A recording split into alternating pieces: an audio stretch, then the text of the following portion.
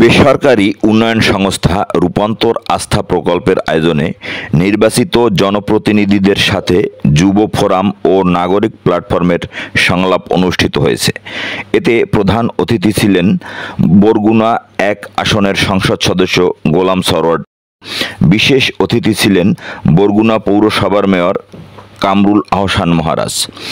১৫ June শনিবার সকাল ১১টায় বরগুনা প্রেসক্লাব মিলনায়তনে নাগরিক প্ল্যাটফর্মের সদস্য হাসানুর রহমান ঝন্টুর সভাপতিত্বে অতিথি হিসেবে আরও উপস্থিত ছিলেন বরগুনা সদর উপজেলা ভাইস চেয়ারম্যান আরিফ হোসেন, আমতলী উপজেলা ভাইস চেয়ারম্যান মোহাম্মদ মোয়াজ্জেম হোসেন খান, বেতাগী উপজেলা নারী ভাইস চেয়ারম্যান নিপু রানী, বামনা উপজেলা নারী ভাইস চেয়ারম্যান শামসুন নাহার নাজু, আমতলী উপজেলা নারী ভাইস চেয়ারম্যান কামরুন নাহার সাথী, পাথরঘাটা উপজেলা নারী ভাইস চেয়ারম্যান নাজমুন নাহার পাপড়ি, বরগুনা সদর উপজেলা নারী vice chairman Lovely Akter Nipa, Barguna press club সভাপতি গোলাম মোস্তফা কাদের প্রমুখ। সভায় আস্থা প্রকল্প ও উদ্দেশ্য বর্ণনা করেন রূপান্তর আস্থা প্রকল্পের সমন্বয়কারী রাবেয়া বসরি। সভার কর্মসূচি কি নোট পেপার উপস্থাপন করেন যুব সদস্য মোহাম্মদ ইমরান হোসেন ও জেরিন মিম। সভায় উপস্থিত বক্তারা স্থানীয় জনগোষ্ঠীর দাবি উপস্থাপন এবং সহিংসতা প্রতিরোধ এবং সুশাসন চর্চার প্রতিশ্রুতি দেন।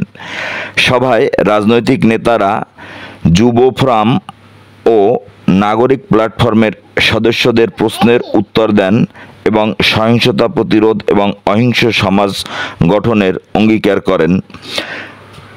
সভায় দলমত নির্বিশেষে জাতীয় যুবনীতি ২০১৭ বাস্তবায়ন এবং যুবদের বিভিন্ন কার্যক্রমের সম্পৃক্ত করে দক্ষতা বৃদ্ধি করার আহ্বান জানান। সভায় অংশগ্রহণকারী হিসেবে উপস্থিত ছিলেন বরগুনা জেলার ৬টি উপজেলার যুব ফোরামের সদস্যবৃন্দ, নাগরিক প্ল্যাটফর্মের সদস্যবৃন্দ, সাংবাদিক, নারী নেত্রী ও এনজিও কর্মীর প্রতিনিধি।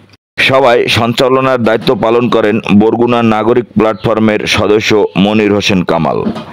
সার্বিক সহযোগিতায় ছিলেন আস্থা প্রকল্পের বরগুনা জেলা সমন্বয়কারী মোহাম্মদ খলিলুর রহমান ও ফিল্ড অফিসার কোহিনুর বেগম। আমাদের নাগরিক সমাজকে আমরা বাঁচাতে পারছি না। আমরা যারা জনপ্রতিনিধি, আমাদের জায়গা থেকে আমরা বিভিন্নভাবেই বলার চেষ্টা করি, কখনো কখনো তাদেরকে শোনাতে পারি, আবার কখনো কখনো তাদেরকে শোনাতে পারি না। আমি ব্যক্তিগতভাবে বেশ কয়েকটা প্রস্তাবনা নিয়ে বিভাগীয় পর্যায়ে, জেলা পর্যায়ে প্রশাসনের ঊর্ধ্বতন কর্মকর্তাদের সঙ্গে কথা বলেছি। প্রত্যেকটা জিনিসই আমরা বুঝি। আপনারা যারা নতুন নির্বাচিত হয়েছেন সংরক্ষিত ভাইস চেয়ারম্যান উপজেলা পরিষদের, আপনাদের নির্বাচনী এলাকা বড়, জনসংখ্যা বেশি, কাজের ক্ষেত্রে কি পরিমাণ প্রতিবন্ধকতার মুখোমুখি হবেন এটা আমি আজকে বলে দিলাম। ৬ মাস ১ বছর পরে বুঝতে পারবেন যে খরচ করে হয়েছে, যে কষ্ট করে হয়েছে, যে পরিশ্রম করেছেন, এই পরিশ্রম কষ্টের কোন রকম কোন নাগরিক সেবা আপনারা দিতে পারছেন কিনা, কোন অর্থনৈতিক ক্ষমতা পরিষদে আপনার আছে কিনা, এটা উপলব্ধি করবেন। ৬ মাস লাগবে না এর আগে। তো যাই হোক, আমি সংসদ সদস্য নির্বাচিত হয়েছি ৪ মাস। এই ৪ মাসে অনেক কাজে আমি হাত দিয়েছি, অনেক কাজ করতে পারি নাই, অনেক কাজ করা উচিত ছিল। সবকিছু নিয়ে গণমাধ্যম কর্মীদের সঙ্গে আমার একটা মত বিনিময় সভা শীঘ্রই আমি আহ্বান করবো আমার নিজের কার্যালয়ে। সেখানে সমস্ত সাংবাদিকদের দাওয়াত করে আমি আমার সীমাবদ্ধতা, আমার প্রতিবদ্ধকতা এবং এই নির্বাচনী এলাকার সম্ভাবনাগুলো নিয়ে গণমাধ্যম কর্মীদের সঙ্গে মত বিনিময় করবো। কোন কোন জায়গায় আমি